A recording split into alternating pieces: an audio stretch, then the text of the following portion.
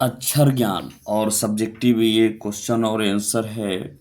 तो हम लोग करना स्टार्ट करते हैं और प्रश्न संख्या 1 से करेंगे। कवित्री के अनुसार बेटे के आंसू कब आता है और क्यों? यानी जो इसमें लेखिका है उनके अनुसार बेटे का आंसू कब आता है और क्यों? तो उत्तर में हम लोग यहाँ से लिखेंगे, लिखने के कर्म में कठिनाई का सामना करते हुए बालक थक जाता है। तो क्या करता है, जो इसमें लेखिका का पुत्र रहता है वो लिखता है और लिखने के कर्म में उसको क्या होता है, लिखने के कर्म में उसकी कठिनाई का सामना करना पड़ता है। यानी लिखते समय उसको क्या होता है, सीखने के कर्म में, यानी सीखने के कर्म में कठिनाई का सामना करते हुए बालक थक जाता है। यानी लेखिका का अगर छोटा जो पुत्र है वो लिखते समय सीखते समय क्या करता है, कठिनाई का सामना करता है और करते हुए बालक को थक जाता है। यानी सीखने के कर्म में कठिनाई के सामना करते हुए बालक थक जाता है। तो थक जाता है यहाँ तक लिख लेंगे। को से लेकर घो तक, क्या है, को से लेकर घो तक अनवरत सीखते हुए, क्या हो, को से लेकर वो कहाँ तक सीखता है, घो तक, अनवरत मतलब लगातार सीखते हुए रोज सीखने के प्रयास करना कठिन हो जाता है। जैसे हम लोग बचपन में सीखते हैं को से लेकर कहाँ तक, को खो गो घो, तो क्या हो जाता है, अनवरत सीखते हुए।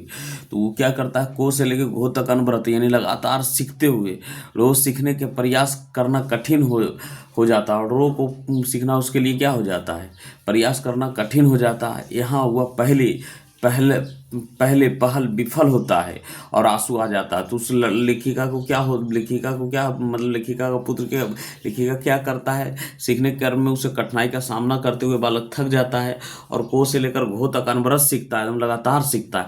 लेकिन रोज सीखने के प्रयास करना कठिन हो जाता है। और रोज को सीखना क्या होता है, प्रयास कठिन हो। यहाँ हुआ पहले पहल विफल हो जाता और यहाँ हुआ पहले पहल क्या हो जाता, विफल हो जाता। और उसको लेखिका का पुत्र को क्या आ जाता है, उसको आंसू आ जाता है। ठीक है, यहाँ तक आपको लिख देना।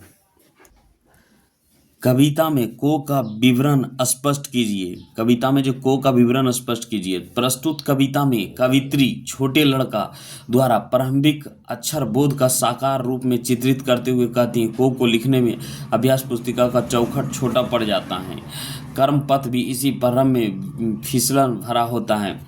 तो कविता में को का विवरण दीजिए। तो कैसे लिखना है, प्रस्तुत कवित्री यानी कवित्री जो लेखिका है, यानी उसका छोटा बालक द्वारा प्रारंभिक अक्षर बोध का साकार रूप में चित्रित करता है। क्या करता है, चित्र को माध्यम से करते हुए कहती हैं कि को लिखने में अभ्यास पुस्तिका का चौखट छोटा पड़ जाता है। अभ्यास पुस्तिका का जो चौखट है वो छोटा पड़ जाता है। क्रम पथ भी इस प्रकार से प्रारंभ में फिसलन भरा होता है।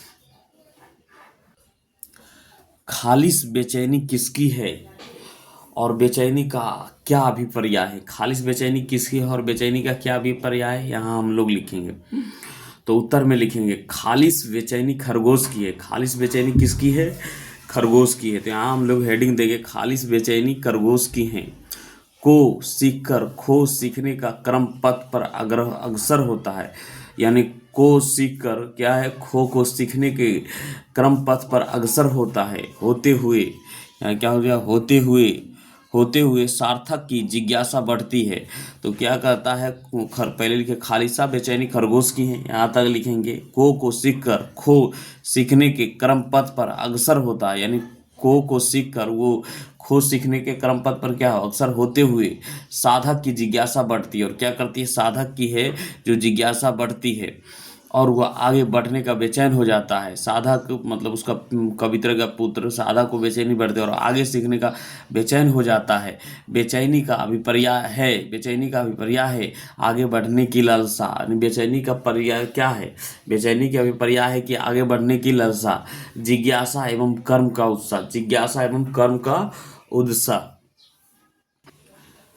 अक्षर ज्ञान शीर्षक कविता किस तरह के एक संतावना और आशा जगाती है, स्पष्ट करें। तो यहाँ से उत्तर में लिखेंगे कविता में एक प्रवाह है। कविता में क्या है, एक प्रवाह है जो विकासवाद के प्रवाह के बोध कराता है। और जो विकासवाद की क्या करता है, प्रवाह का बोध कराता है। संतावना और आशा सफलता का मूल मंत्र है। क्या है, संतावना और आशा सफलता क्या है, मूल मंत्र है। अक्षर ज्ञान के प्रारंभिक शिक्षण प्रक्रिया अति संघर्षशील होती हैं। अक्षर ज्ञान के प्रारंभिक जो शिक्षण प्रक्रिया अति संघर्षशील होती हैं, लेकिन अक्षर ज्ञान करवाने वाली ममता को मूर्ति माँ संतावना और आशा के बोध कराती है। तो क्या कह रहा है, तो कविता में देखिए यहाँ से हम लोग को लिखना है, जैसे यहाँ लिखा अक्षर ज्ञान शीर्षक कविता किस तरह का संतावना स्पष्ट कीजिए, आशा जगाती। तो एक शब्द में लिखना है कविता में एक प्रवाह है, यहाँ तक लिखना। कविता में क्या है, एक प्रवाह है जो विकासवाद का प्रवाह को बोध कराता है, यानी जो विकासवाद का प्रवाह यानी विकास जो बह रहा है उसका बोध कराता है। संतावना और आशा, यानी संतावना मतलब दुख में किसी को संतावना देना, और आशा का सफलता का मूल मत। संतावना और आशा क्या मूल मत। अक्षर ज्ञान के प्रारंभिक शिक्षण प्रक्रिया अति संघर्षशील होता है। कोई भी बच्चा जब अक्षर ज्ञान करता हो तो क्या होता है, बहुत ही संघर्षशील होता है, लेकिन अक्षर ज्ञान करवाने वाली ममता को मूर्ति माँ संतावना और आशा का बोध कराती है। माँ क्या करती है, संतावना और आशा की बोध कराती है। कविता के अंत में कवित्री शायद अवयव के प्रयोग करती हैं, स्पष्ट कीजिए। यहाँ कविता का अंत में कवित्री शायद अवयव का प्रयोग करके यह स्पष्ट करना चाहती हैं। तो यहाँ क्या लिखेंगे, यहाँ कविता के अंत में कवित्री शायद अवयव को प्रयोग करके यह स्पष्ट करना चाहती हैं कि जो अक्षर ज्ञान में बच्चों का मुकस्सत करना पड़ता है वही मुकस्सत सृष्टि के विकास में करना पड़ा होगा। तो यहाँ कविता के अंत में कवित्री शायद अवयव का प्रयोग करके यह स्पष्ट करना चाहती है कि जो अक्षर ज्ञान में बच्चों को मुशक्कत करना पड़ा है वही मुशक्कत सृष्टि के विकास में करना पड़ा होगा। तो ये क्या कह रहा है कि मुकस्सत करना पड़ा, शायद सृष्टि के प्रारंभिक क्रम में इसी गति से चला होगा, इसीलिए यहाँ अवयव का प्रयोग किया होगा। तो प्रश्न संख्या 5 है। प्रश्न संख्या 6 में हम लोग चलते हैं। बेटे के लिए रो क्या है और क्यों। तो बेटे के लिए, कवित्री के बेटे के लिए क्या है और क्यों। तो उत्तर में लिखेंगे बेटे के लिए रो उसके गोद में से लेकर बैठाने वाली माँ है। तो बेटे को लिए रो क्या है, उसके गोद में से लेकर बैठने वाली माँ है। माँ स्नेह देती है, माँ क्या देती है, स्नेह मतलब प्यार देती है, वात्सल्य प्रेम देती है। रो भी को से लेकर घो तक सीखने के कर्म के बाद आता है। रो भी सीखने के क्या है, को से लेकर घो सीखने के बाद आता है। वहाँ स्थिरता आ जाती है, वहाँ क्या आ जाती है, स्थिरता था। साधन क्रम रुक जाता है, साधना क्रम क्या हो जाता है, रुक जाता है। ठीक उसी प्रकार जिस प्रकार कर्मरत बालक माँ की गोद में स्थिर हो जाता है, उसी प्रकार ठीक माँ क्या होता है, कर्म बालक माँ की गोद में स्थिर हो जाता है। प्रश्न संख्या 6। कविता में 3 उपस्थितियां हैं। कविता में कितनी उपस्थितियां, 3 उपस्थितियां। स्पष्ट करें कि वह कौन कौन सी है। तो उत्तर में लिखेंगे प्रस्तुत कविता में प्रवेश, बोध और विकास है। प्रस्तुत कविता में क्या है, पहला है प्रवेश, दूसरा क्या है बोध, और तीसरा क्या है विकास।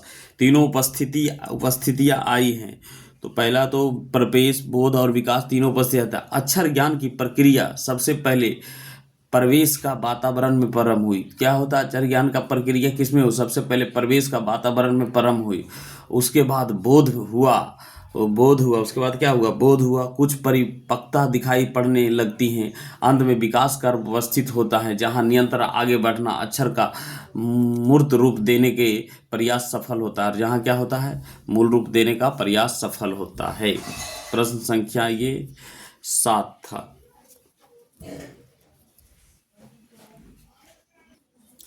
कवित्री अनिमिका की अक्षर ज्ञान शीर्षक कविता का सारांश अपने शब्द में लिखे। उत्तर, यहाँ से हम लोग अपनी शीर्षक उत्तर, अबोध बालक हिंदी वर्णमाला का अक्षर पाटी यानी स्लेट पर सीख साधना चला है। वह को लिखता है पर उसको को निर्धारित स्थान की सीमा के उल्लंघन कर जाती है।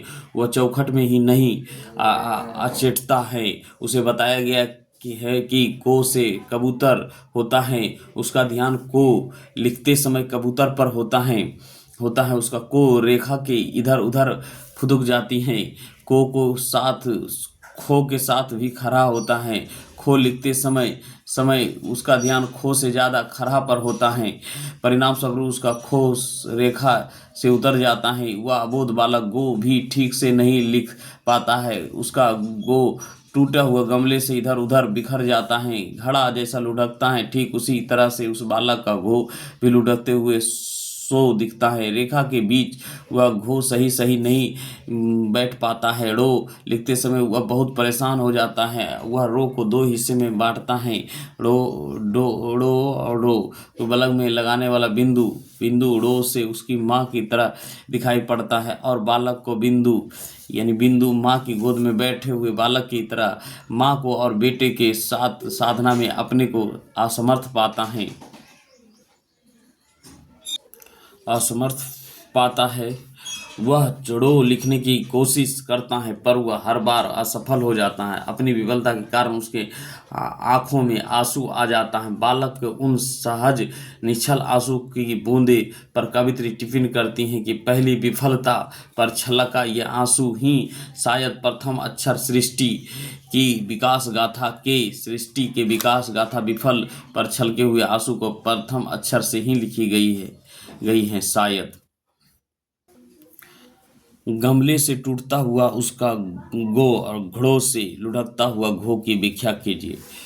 तो प्रस्तुत व्याख्यान पंक्ति हमारी हिंदी पाठ्य पुस्तक के अक्षर ज्ञान शीर्षक से उद्धृत हैं। प्रस्तुत अंश में हिंदी साहित्य के सामाहिक कवित्री अनामिका ने अक्षर ज्ञान के प्रारंभिक शिक्षण प्रक्रिया के संघर्षशीलता का मार्मिक वर्णन किया है। कवित्री कहती हैं कि बच्चों के अक्षर ज्ञान के प्रारंभिक शिक्षण प्रक्रिया कौतुकपूर्ण है। एक चित्रमय वातावरण में विफलताओं से जूझते हुए अनवरत प्रयासरत असाविनित निरंतर बढ़ते हुए बच्चों को कल्पना की गई है, जिसमें गो को लिखना कमल की तरह नाजुक है जो टूट जाता है। साथ ही घो घड़े के प्रतीक है जिसे लिखने का प्रयास किया जाता है लेकिन लुढ़क जाता है। अर्थात गमले की धवेनी से बच्चे को गो लिखता है और घड़े की धवेनी से घो सीखता है।